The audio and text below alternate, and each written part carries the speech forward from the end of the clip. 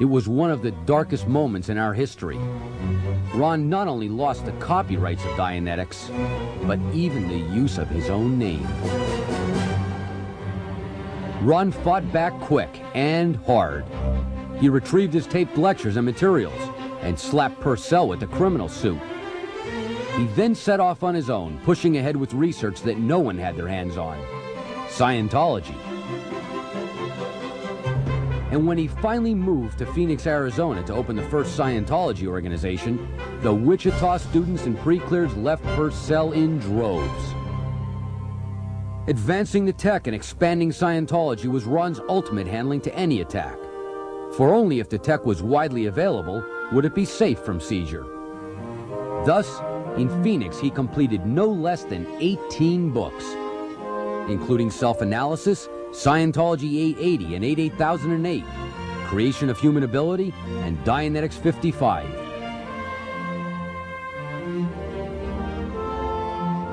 Within a matter of months after his arrival in Phoenix, Ron's lectures were drawing hundreds of students from around the world. He also issued the first Scientology auditor bulletins. Armed with this new technology, Scientologists who had been trained by Ron returned to their hometowns to establish dozens of auditing groups, from Seattle to London and Los Angeles to Melbourne. And finally, even the war with Purcell was won.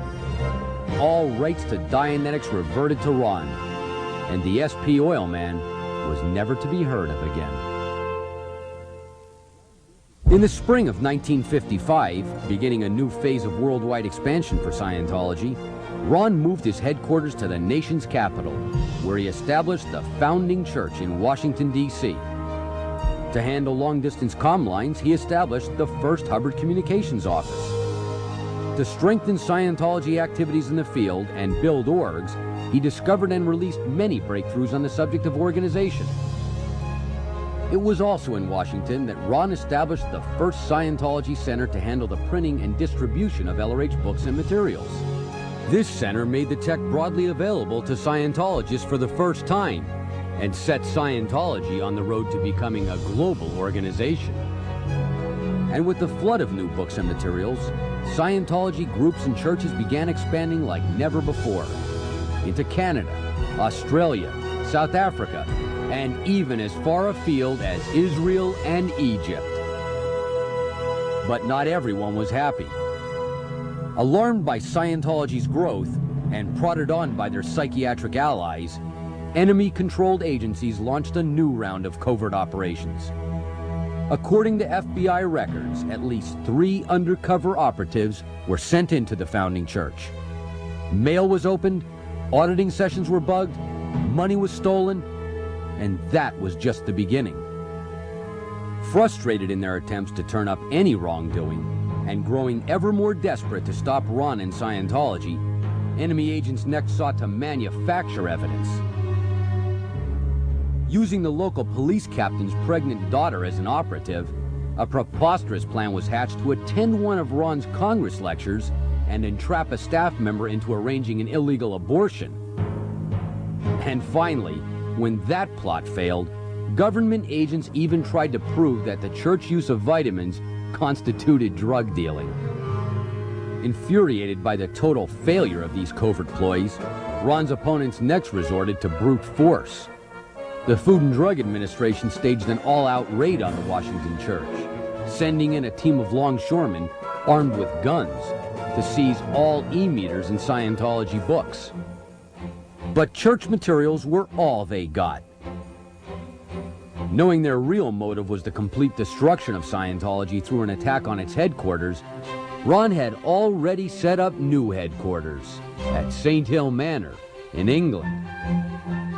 And so, while his enemies exhausted themselves in Washington, Ron began delivering a new special briefing course. He called in auditors from around the world and personally trained them on the latest technical developments. This became known as the St. Hill Special Briefing Course. As word of these developments spread, Scientologists from around the world flooded to St. Hill.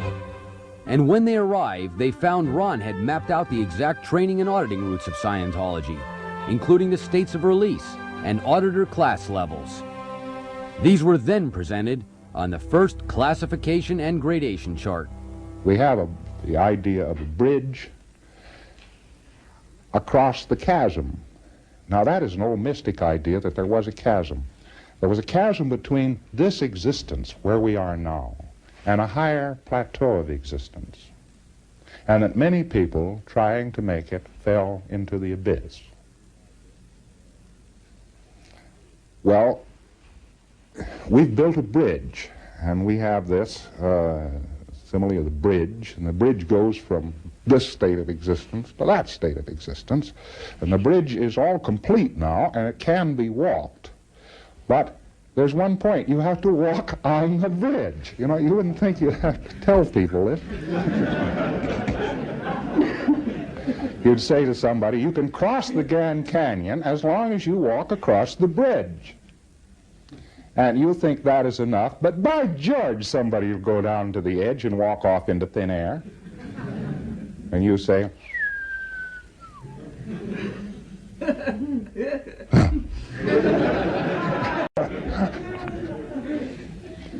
In addition to the grade chart and the technical breakthroughs at St. Hill, Ron continued his work to build orgs around the world. He developed a wealth of new administrative technology, which today can be found in the OEC volumes. And finally, Ron discovered how to erase the black core of the reactive mind. This was the clearing course, the carefully laid path which made it possible for the first time for anyone to reach the state of clear. With the clearing course complete and his sights now on levels beyond clear, Ron began making plans to establish a new research base. After carefully considering several possibilities, he finally decided to go to Rhodesia in southern Africa. As well as seeking out a research base, Ron wanted to see what an OT could accomplish alone. And to begin with, he accomplished a lot, even appearing on national TV and befriending major political leaders.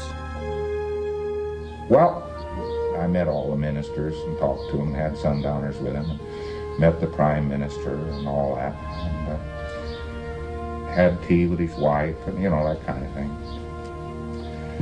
And I was a very acceptable bloke, I assure you. Very acceptable. I didn't say one single word about Scientology. And every time anybody would ask me about Scientology, well, I would just brush it off and not say anything about it. I'd define the word for them or something like that, and then go on talking about cows or gold mines or something like that. Well, I probably was giving them a whole dose of no auditing in actual fact. But I was purposely and with malice aforethought examining the WOG world, and I didn't want to unwog anybody.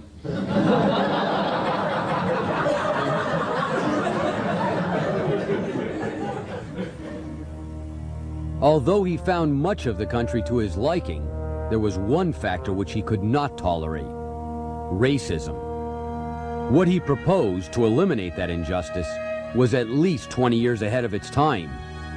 An entirely new constitution presented to the Prime Minister, calling for full participation of blacks in the government. Although immediately gaining support with both straight into the teeth of two suppressive forces, white supremacists and their allies within British intelligence. Concluding that Ron's proposal offered too much freedom, this secret arm of the Rhodesian government had him exiled. And so, while his native friends literally wept, he packed his bags for England. Although deeply saddened that he could not do more for Rhodesia, his arrival back in England was joyful. Greeted by hundreds of Scientologists, he was even afforded a motorcade back to his home at St. Hill. With his return to England, Ron continued his exploration of the levels beyond clear. In particular, he was now attempting to forge his way through OT3, the Wall of Fire. And as he moved deeper into that startling realm, two vital facts became apparent. First, he knew that man's freedom would only be possible once the OT levels had been fully mapped. And second, He knew that only an organization of dedicated OTs could put ethics in on the planet and safeguard the upper levels of the Scientology bridge.